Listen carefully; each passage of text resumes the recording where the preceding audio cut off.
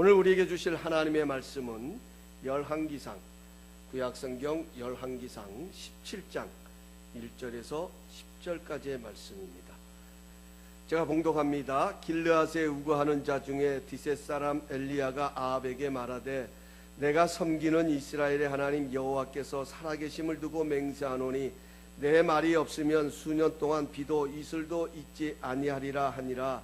여호와의 말씀이 엘리야에게 임하여 이르시되 너는 여기서 떠나 동쪽으로 가서 요단 앞 그리 시냇가에 숨고 그 시냇물을 마시라. 내가 까마귀들에게 명령하여 거기서 너를 먹이게 하리라.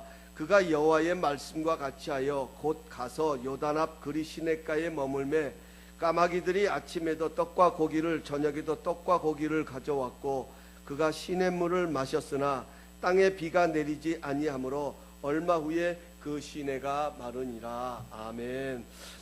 오늘은 엘리야를 그릿 시냇가로 보내신 하나님에 대하여 말씀을 나누려고 합니다. 야고보서는 엘리야를 우리와 성정이 같은 사람이라고 소개합니다. 여기 성정이 같다는 말은 우리와 똑같이 연약한 부분을 가지고 있다는 뜻입니다. 이런 엘리야가 비가 오지 않기를 기도하며 3년 6개월 동안 비가 오지 아니하고 다시 기도하니 하늘이 비를 주고 땅이 열매를 맺는 역사가 일어났다라고 말하고 있습니다. 우리와 똑같이 연약한 모습이 있는 엘리야가 어떻게 이런 능력 있는 사람이 될 수 있었을까요? 그 해답이 오늘 본문에 나오고 있습니다. 오늘 본문 1절은 엘리야가 아합 왕에게 하나님의 뜻을 전하는 장면입니다. 1절을 제가 다시 한번 읽어드리겠습니다. 길르앗에 우거하는 자 중에 디셋 사람 엘리야가 아합에게 말하되 내가 섬기는 이스라엘의 하나님 여호와께서 살아계심을 두고 맹세하노니 내 말이 없으면 수년 동안 비도 이슬도 있지 아니하리라 하니라. 아멘. 여기서 우리가 놓치지 말아야 될 것은, 우리가 주목해야 할 것은 지금 엘리야가 누구 앞에 서 있느냐 하는 것입니다. 아합 왕 앞에 서서 지금 하나님의 뜻을 전하고 있습니다. 이 아합 왕은 하나님 앞에서 북이스라엘 왕 가운데 가장 큰 악을 행했던 왕입니다. 22년 동안 북이스라엘을 통치하면서 사마리아에 바알 신전을 세우고 또 창녀의 여신인 아세라 산당까지 지어서 백성들로 하여금 우상을 섬기게 했던, 숭배하게 했던 왕입니다. 한마디로 하나님도 무서워하지 않는 왕입니다. 이런 왕에게 하나님의 살아계심을 두고 맹세하는데 앞으로 여러 해 동안 이 나라에 심한 가뭄이 들 것입니다. 내가 말할 때까지 이슬 한 점, 비 한 방울도 내리지 않을 것입니다라고 말했으니 여러분, 아합 왕 편에서 들을 때 이 이야기는 경고가 아니라 저주와 같은 것입니다. 아마 아합 왕에는 지금 엘리야라는 사람이 자신을 향해 도전해오는 이러한 소리로 들렸을 것입니다. 지금 엘리야는 아합에게 있어서는 파리 목숨과 같은 그런 위태로운 상황 속에 있습니다. 하나님은 엘리야를 그러한 상황 속으로 집어 밀어 넣으셨습니다. 그리고 나서 하나님은 어떻게 하셨느냐? 2절 3절에 이렇게 말씀하고 있습니다. 우리 다 함께 한 목소리로 봉독하시겠습니다. 시작. 여호와의 말씀이 엘리야에게 임하여 이르시되 너는 여기서 떠나 동쪽으로 가서 요단 앞 그릇 시냇가에 숨고. 아멘. 여기서 우리는 두 가지를 또 주목해야 합니다. 첫 번째로는 하나님이 위기 속에 있는 엘리야를 찾아오셨는데 어떻게 찾아오셨느냐 하는 것입니다. 오늘 2절에 가서 보면 하나님이 엘리야를 찾아오셨어요. 그런데 어떻게 찾아오셨냐면 여호와의 말씀이 엘리야에게 임하여 이르시되라고 말합니다. 하나님은 말씀으로 찾아오셨습니다. 사랑하는 성도 여러분, 하나님은 말씀하시는 하나님이십니다. 요한복음 1장 1절에 가서 보면 태초에 말씀이 계시니라. 이 말씀이 하나님과 함께 계셨으니 이 말씀은 곧 하나님이시니라. 하나님의 능력은 말씀에 있습니다. 하나님은 말씀으로 이 세상을 창조하셨고 지금도 말씀으로 우리 가운데 임하십니다. 하나님은 영이시기에 우리의 육신의 눈으로는 볼 수 없습니다. 육신의 눈으로 볼 수 없는 하나님이 우리에게 보여질 때가 있는데 그것은 말씀으로 임재하실 때입니다. 하나님의 말씀이 우리에게 임하면 우리의 마음이 뜨거워집니다.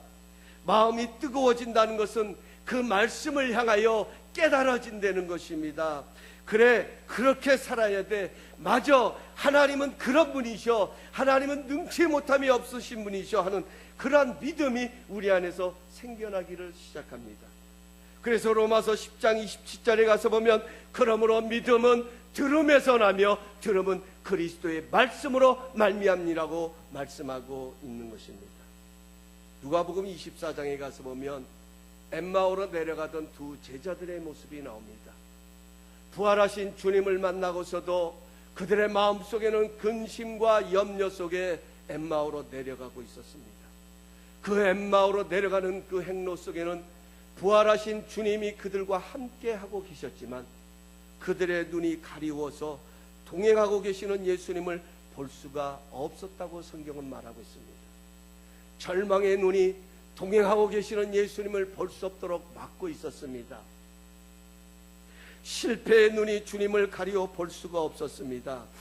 그런 제자들이 주님께서 길에서 그들을 만나 하나님의 말씀을, 성경을 풀어주실 때에 그들이 고백하기를 우리의 마음이 뜨겁지 아니하였더냐라고 서로를 향하여서 나누고 감동을 고백하는 것을 보게 됩니다.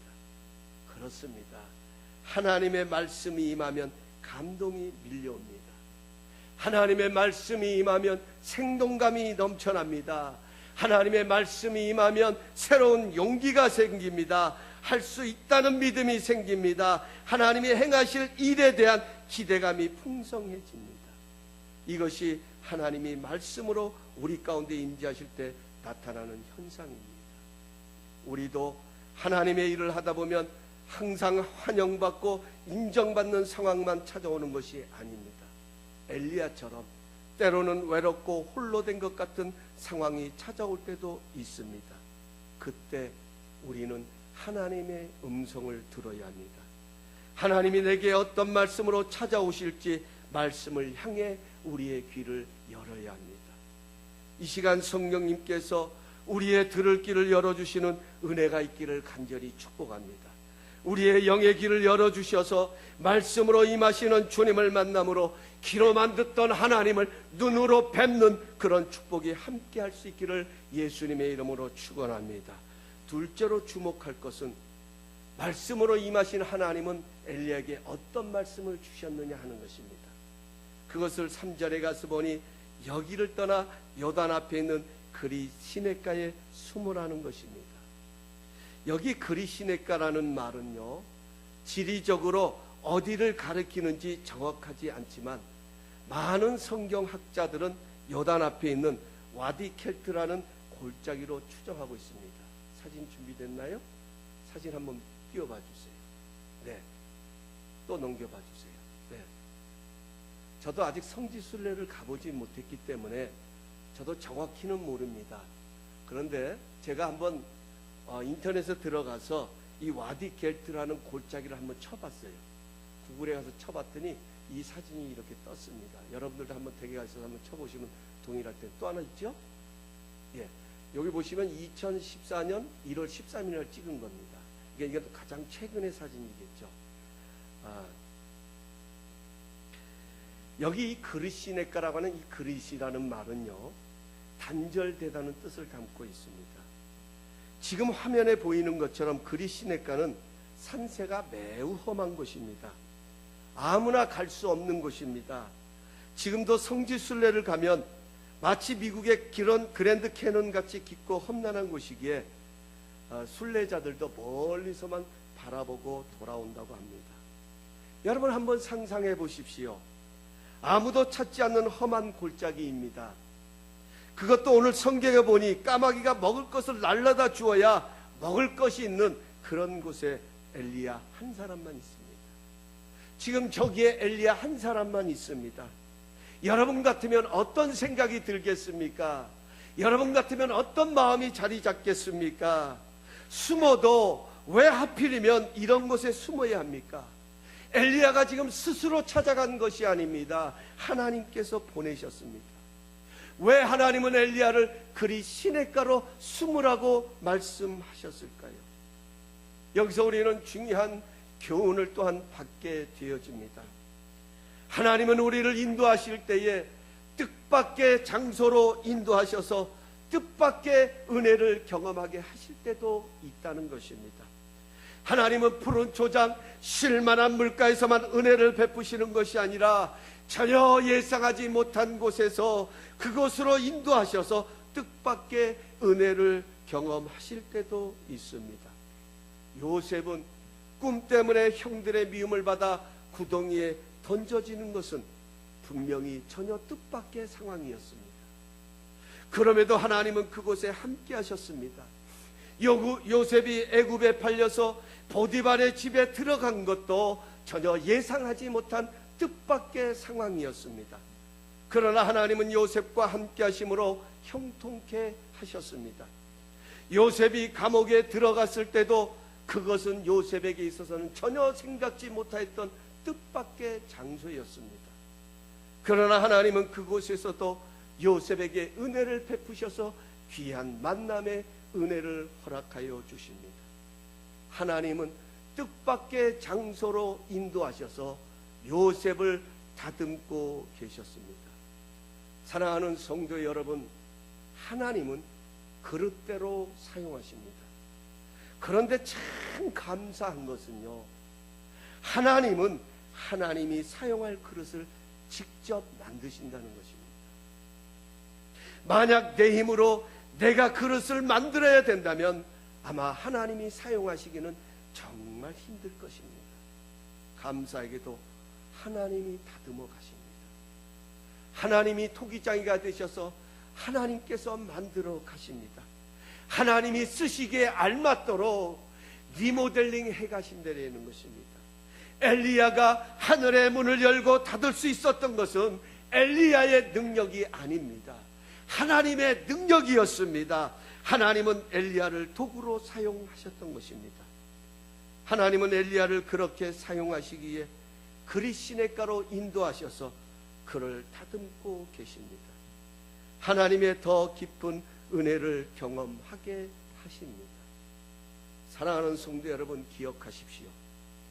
하나님의 생각과 우리의 생각은 다릅니다. 이사야 선지자는 분명하게 말합니다.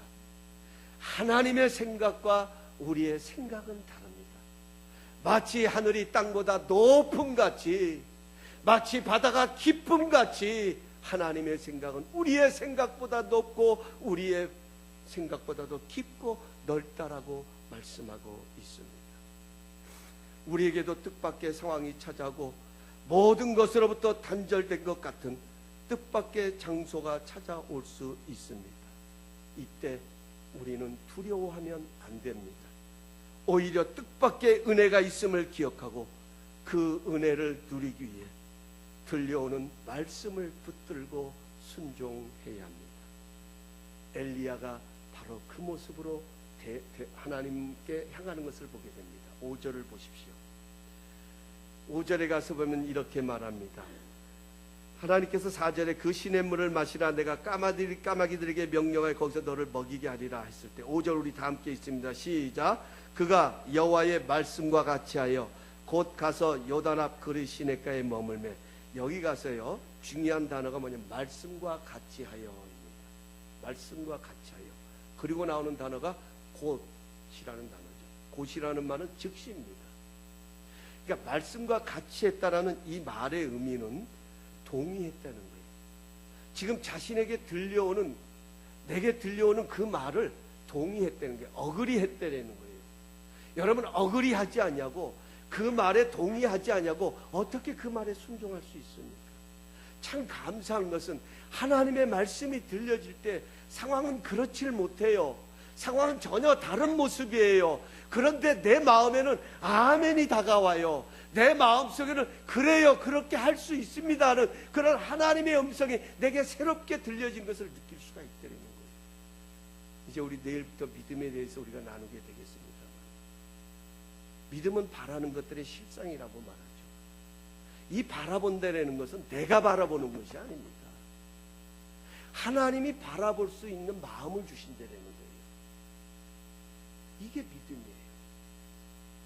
믿음은 내가 만드는 것이 아니라 하나님이 만들어내시는 거예요. 하나님이 어느 날 말씀으로 내게 찾아오셔서 말씀하실 때 나는 그럴 만한 능력이 안 되는데도 할 수 있다는 마음이 생긴다니까. 이게 억울해하는 거예요.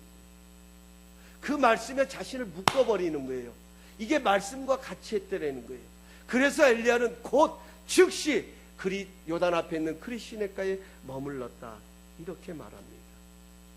하나님의 말씀에 즉각적으로 순종했을 때 엘리야는 그릿 시내가에서 세 가지의 은혜를 경험합니다. 첫 번째로는 하나님의 더 깊고 풍성한 사랑을 경험했습니다. 여러분, 그릿 시내가는 단절된 곳입니다. 오늘 성경에도 기록됐듯이 마실 물밖에 없습니다. 하나님께서는요, 그런 곳까지 까마귀를 통해 먹을 것을 공급하셨습니다. 성경은 말씀하십니다. 세상 끝날까지 내가 너희와 함께하리라. 세상 끝이 어디입니까? 여러분, 우리가 인생을 살아갈 때, 우리가 삶을 살아가면서 마치 내 인생의 끝자락 같은 그런 상황들을 경험하신 적은 없습니까? 마치 여기가 나의 모든 것의 마지막인 것 같은 그런 절망의 순간, 그런 내 기대가 꺾어지는 그런 순간을 경험하신 적이 없습니까? 여러분, 그것을 경험할 때 여러분의 심정은 어떤 심정이었습니까? 마치 이 세상에서 홀로 떨어진 것 같은 그릿 시내가가 아니었던 거예요. 하나님은 거기까지 함께 하신다는 것입니다. 거기서 까마귀를 통해 먹을 것을 공급하시겠다고 말씀하십니다. 또한 여러분, 한번 생각해 보세요. 그 까마귀가 먹을 것을 떡과 그 고기를 날라왔을 때 그 양이 얼마나 됐을까요? 여러분, 그 조그만 부리에다가 떡을 물어오고 고기를 물어왔을 때 뭐 이런 보따리로 물어오지는 않았을 거 아니에요? 여러분, 그 양이 얼마나 됐겠어요?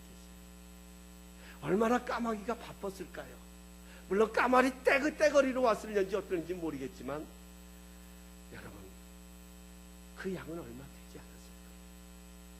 그런데도 놀라운 것은 부족함이 없다는 거예요. 여호와는 나의 목자시니 내게 부족함이 없으리로다. 이것이 하나님의 은혜로 살아가는 사람들의 모습입니다. 얼마 되지도 않는데, 큰 것도 아닌데, 주인의 상에서 떨어지는 부스러기와 같은 은혜인데도요, 그것이 만족해요. 그것이 행복해요. 그것이 기쁜 거예요. 세상이 주는 물을 마시는 자는 또 목마르지만 주님이 주시는 물을 마시는 자는 그 배에서 생수의 강이 끊어지지 아니하는 주님의 말씀처럼, 여러분, 하나님의 사랑은 양의 문제가 아니에요. 세상의 것은 많아야 만족합니다. 넉넉해야 편안합니다. 그런데 하나님의 사랑은 그렇지가 않습니다. 하나님의 사랑은 적은 것이라. 비록 주인의 상에서 떨어지는 부스러기라 할지라도 그 하나님의 부스러기 은혜 속에는 만족함이 있습니다. 하나님의 돌보심에 대한 행복감이 넘칩니다. 엘리야는 이런 까마귀가 물어다주는 떡과 고기를 먹으면서 무슨 생각을 했을까요? 여러분 같으면 어떤 생각을 하시겠습니까? 그래, 나는 하나님의 은혜로 살아가는 존재이다. 여러분, 얼마나 귀한 은혜입니까? 여러분, 얼마나 소중한 은혜입니까? 그래, 이 험한 세상에서 내 노력 중요합니다. 내가 뒤지지 않기 위해서, 남보다 앞서기 위해서 열심을 내야 되고 힘을 내야 되고 열심히 뛰어야 되고 땀을 내야 되는 것 중요합니다. 그러나 그 노력과 능력이 헛되지 않는 것은 하나님의 사랑하심의 공급이 끊어지지 않아야 한다는 것입니다. 엘리야는 그리 시내가에서 자신에게 들려진 말씀을 붙들고 순종했더니 그 은혜가 기다리고 있었습니다. 하나님은 내가 어떤 상황 속에서도 어떠한 모습 속에서도 먹이시고 입히시는 그런 하나님의 모습을 경험하게 됩니다. 두 번째로는 하나님의 놀라운 능력을 경험했습니다. 여기 가서 보면 하나님이 까마귀에게 명령하셨다라고 말합니다. 하나님이 까마귀에게 명령하셨다. 내가 까마귀에게 명령하여라고 말씀하십니다. 굉장히 중요합니다. 여러분, 왜 하필이면 까마귀였을까요?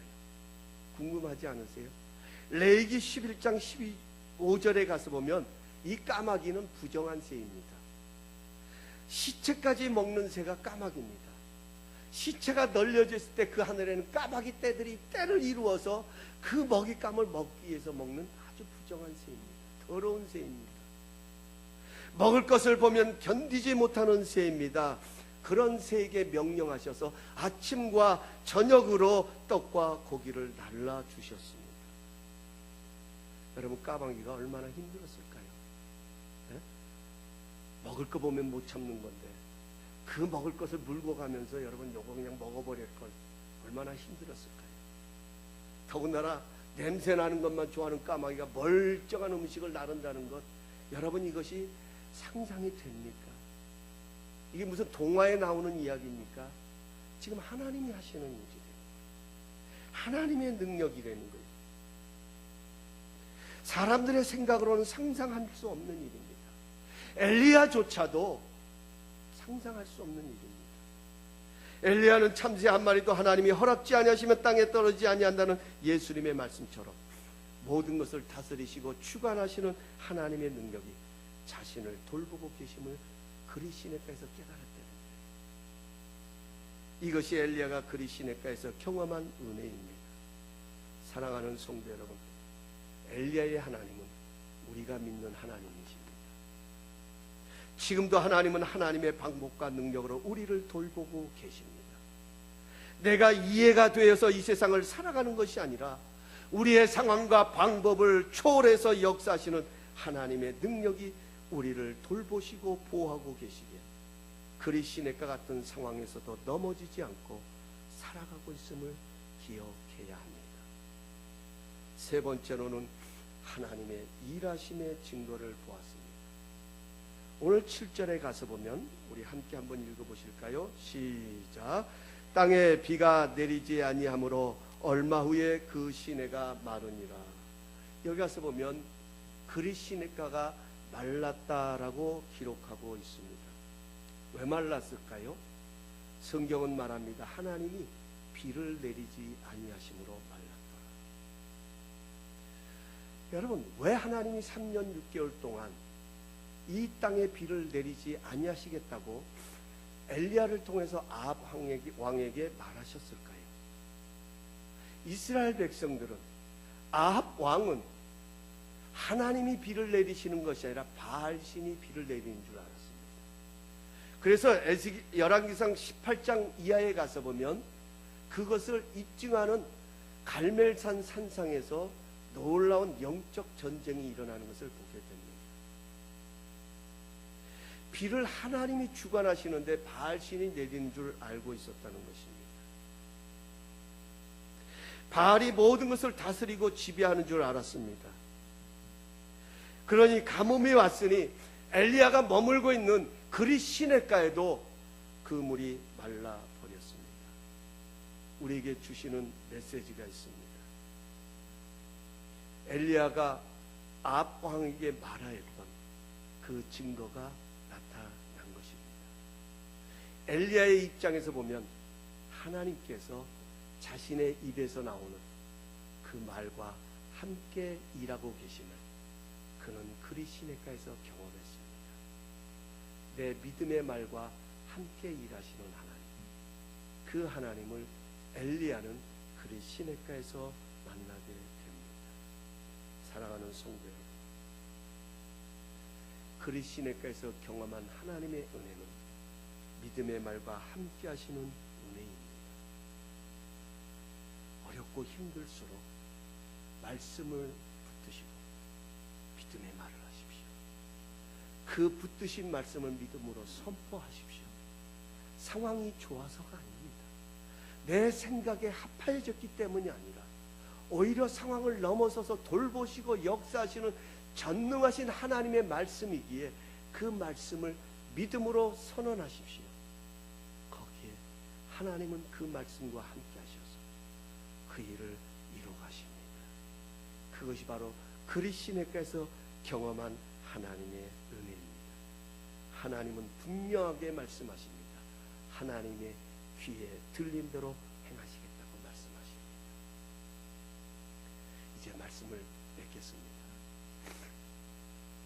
하나님은 엘리야를 그리 시냇가로 가서 숨으라고 말했습니다. 여기 숨는다는 것은 감춘다는 거예요. 여러분, 숨어서 보면 보이지 않던 것이 보이기를 시작합니다. 전쟁이 나면 총알을 피해서 숨습니다. 그리고 거기 숨어서 내가 어떻게 할 것인가를 다시금 재정비를 하게 됩니다. 숨어서 그 상황을 보면 내가 볼 수 없었던 것들이 보여지는 것을 경험하게 됩니다. 엘리야는 모든 것과 단절된 것 같은 그리 시냇가에 숨어서 하나님의 사랑하심과 하나님의 능력과 하나님의 증거를 경험했습니다. 지금도 하나님은 전혀 생각지 못한 뜻밖의 그리 시냇가로 인도하실 때가 있습니다. 그때 그곳에서 하나님은 또 다른 은혜를 우리를 통해서 경험하게 하십니다. 하나님은 합력하여 선이 되게 하시는 분입니다. 우리 인생의 그리 시냇가는 하나님이 원하시는 모습으로 다듬어 가시는 은혜를 경험할 때인 것입니다. 아무쪼록 엘리야의 하나님은 우리가 믿는 하나님이심을 믿고 우리 인생의 그리 시냇가가 하나님의 또 다른 은혜를 경험하는 그러한 축복의 시간이 될 수 있기를 예수님의 이름으로 축원합니다. 기도하시겠습니다.